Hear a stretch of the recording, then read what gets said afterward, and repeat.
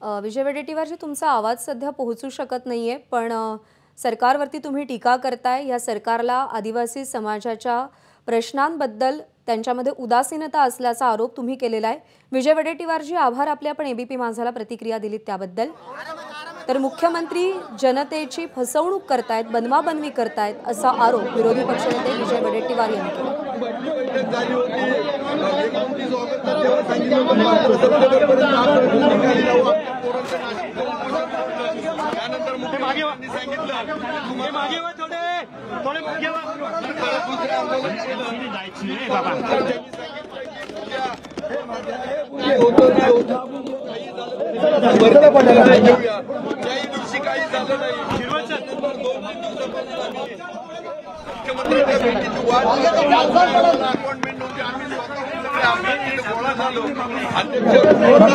उपाध्यक्षांनी जर कुठल्या मंत्र्याला किंवा मुख्यमंत्र्यांना सांगितलं तर त्यांची भेट द्यायला पाहिजे, त्यांना टाळलं नाही पाहिजे।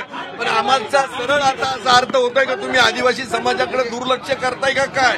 तुम्हाला घटनेने दिलेले अधिकार आहेत, त्या घटनेच्या अधिकारांची आमची पायमल्ली कृपा करून करू नका। अजूनही आम्हाला सरकारला विनंती आहे, मुख्यमंत्री महोदयांना, मंत्र्यांना विनंती आहे, कृपा करून आम्हाला भेट द्या।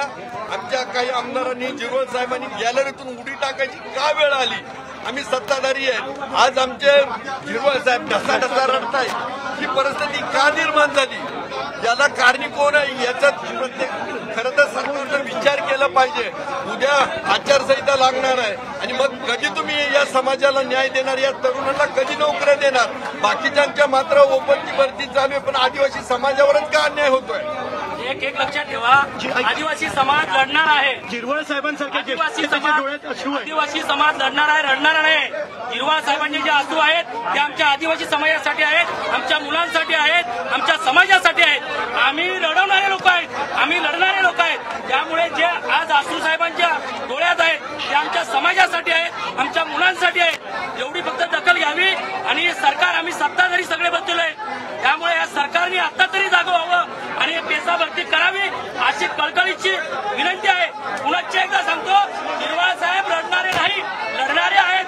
आदिवासी समाज लढवणार आहे।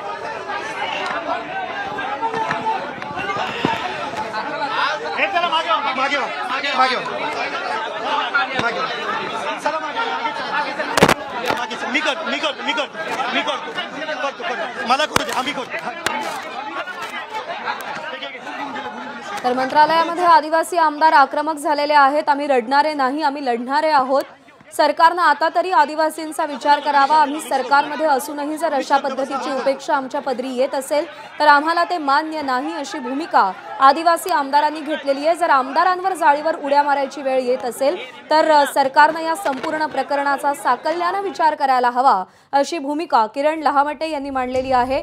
तर नरहरी झिरवळ देखील या ठिय्या आंदोलनामध्ये सहभागी झालेत।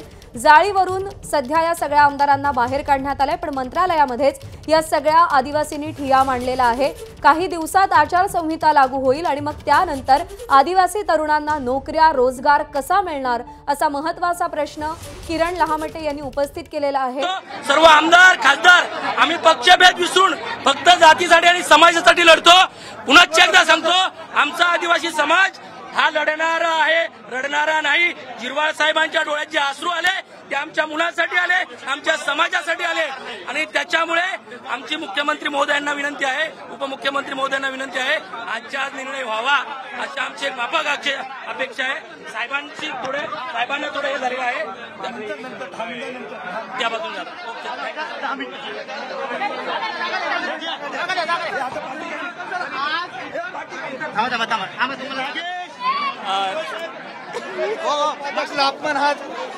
खरं तर तुमचा प्रोटोकॉल असतो, तुमच्या प्रोटोकॉलनुसार मुख्यमंत्र्यांना भेटणं अपेक्षित होतं, मात्र मुख्यमंत्र्यांनी आत्महत्या करत भाग पाडलोय, मुख्यमंत्र्यांनी यांना आत्महत्या करत भाग पाडलोय, जाणून घेऊन अपमान केला मुख्यमंत्र्यांनी यांचा। तुमचा प्रोटोकॉल त्यामुळे मुख्यमंत्र्यांची सजा भेटतात। विधानसभाच्या उपाध्यक्षाला प्रयत्न केल्यामुळं त्याच्यावर आम्ही आणि राज्यातील सगळे आदिवासी बांधव रस्त्यावरती यावे, रस्त्यावरती येऊन जिरवळ साहेबांच्या पाठीमागे राहून आज या मिंदे सरकारला त्याची जागा राखून द्या। समोर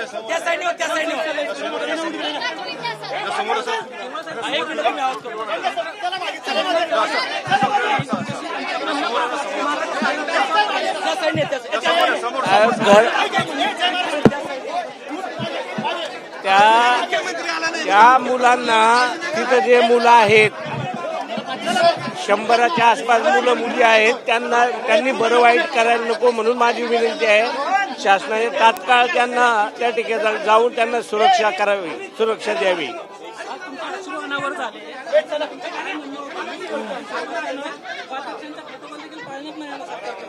आदिवासीचाच पाळला जात नाही. उपाध्यक्ष सोडून द्या. आधी आम्ही आदिवासी आहोत आणि नंतर पदाधिकारी झालो.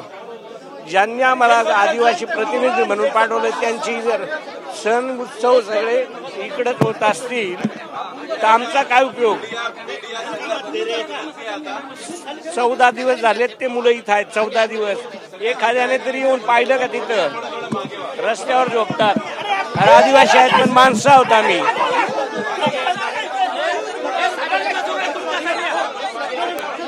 हो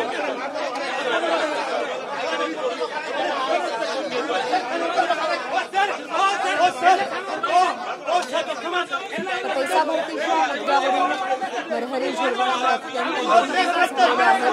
त्यांना अश्रुपानावर झाले. गेल्या 15 दिवसांपासून आदिवासी विद्यार्थी त्यांच्या मागण्यांसाठी ठिय्या धरून आहेत. त्यांच्याकडे बघायला कोणालाही वेळ नाही अशी भावना अशी हळहळ नरहरी झिरवाळ यांनी व्यक्त केली. महाराष्ट्रातले जवळपास 5,000 ते 5,500 विद्यार्थी या ठिकाणी आहेत. प्रयत्न मुख्यमंत्र्यांनी करावा. त्यांना सुरक्षा देण्याचा प्रयत्न मुख्यमंत्र्यांनी करावा. कारण अद्याप मुख्यमंत्री या बाबतीत निर्णय घेत नाहीत असं झिरवाळांचं म्हणणं होतं. त्यांच्या अश्रू देखील अनावर झाल्याचं आपल्याला पाहायला मिळालं. या सध्या या ठिकाणचा सर्व गोंधळ आपण पाहतोय. सर्व आदिवासी आमदार या ठिकाणी आहेत आणि नरहरी झिरवाळ यांना अश्रू अनावर झाल्याचं आपल्याला पाहायला मिळालं. त्यांचं स्पष्टपणे म्हणणं होतं की आता या विद्यार्थी मागच्या 15 दिवसांपासून रस्त्यावर राहत आहेत. त्यांना पहिल्यांदा तुम्ही सुरक्षा व्यवस्था प्रदान करा. त्यांच्याशी तुम्ही बातचीत करा. कारण त्यांचं बोलणं होणं महत्वाचं आहे.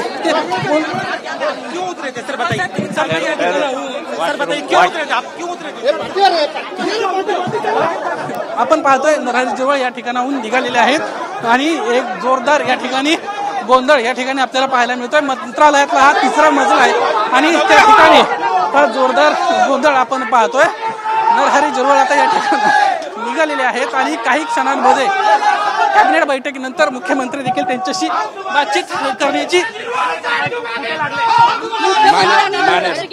मुख्यमंत्र्यांनी दुर्लक्ष आलो मी जरा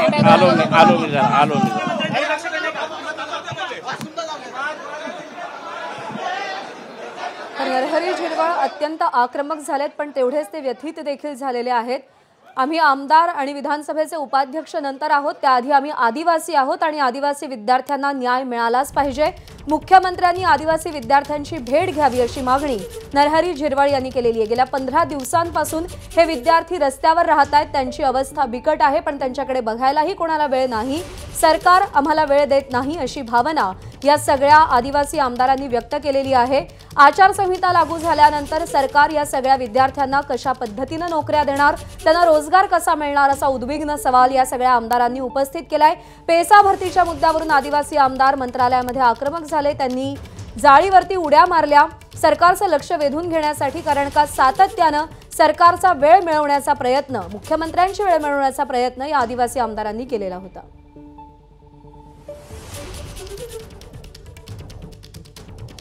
आल्यामुळं आम्हाला बळ मिळणार आहे, काँग्रेसला मिळणार आहे आणि महाविकास आघाडीला सुद्धा मिळणार आहे. दुसरीकडे छत्रपती शिवाजी महाराजांचा पुतळा कोकणामध्ये पडलेला होता. इथं कोल्हापूरमध्ये काँग्रेसच्या वतीनं हा पुतळ्याचं अनावरण होते. कसं बघते याकडे? नाही, तो आता विषय सगळ्या महाराष्ट्राला माहीत आहे. त्यांना आपटेंना तर आम्ही आधी आदिवासी आहोत मग आमदार आणि उपाध्यक्ष आहोत अशी भावना नरहरी झिरवाळ यांनी व्यक्त केली आहे. धनगर आणि धनगड एकच असल्याचा सरकार GR काढणार होतं. त्या विरोधात आदिवासी आमदार आक्रमक झाले. मुख्यमंत्र्यांच्या घोषणेला आदिवासी आमदारांनी जोरदार विरोध केला, कडवा विरोध केला. धनगर धनगड एकच असल्याचा दावा या आदिवासी आमदारांनी फेटाळून लावला. धनगर समाजाला अनुसूचित जमाती संवर्गातून आरक्षण देण्यास तीव्र विरोध करण्यात आला. धनगरांना ST प्रवर्गातून नाही तर स्वतंत्र आरक्षण देण्याची आदिवासी आमदारांनी भूमिका घेतली. एबीपी माझा, उघडा डोळे बघा नीट.